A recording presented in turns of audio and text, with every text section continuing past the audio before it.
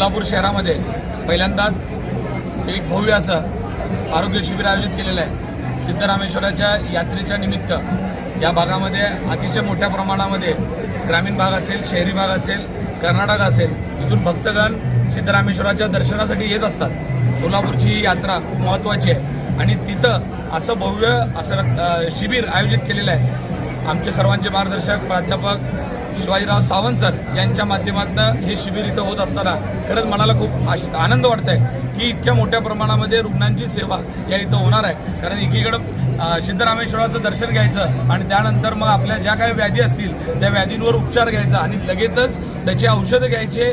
जर त्याच्यामध्ये ऑपरेशन निघाले, डोळ्याचे काही प्रॉब्लेम्स असतील तर त्याचे डोळ्याचे ऑपरेशन आपण करणार आहे। जागेवर चष्मा देतोय, या सगळ्या गोष्टी अतिशय मनाला आनंद देणार आहेत। राज्याचे मुख्यमंत्री आवर्जून सांगत असतात की माझा नागरिक हा त्याचा हेल्थ महत्त्वाचा आहे आणि आमचे तानाजीराव सावंत साहेब जे आमचे आरोग्यमंत्री आहेत, या सर्वांच्या माध्यमातून इथं भव्य असं एक शिबिर शिवसेनेच्या वतीनं आयोजित करण्यात आलेलं आहे।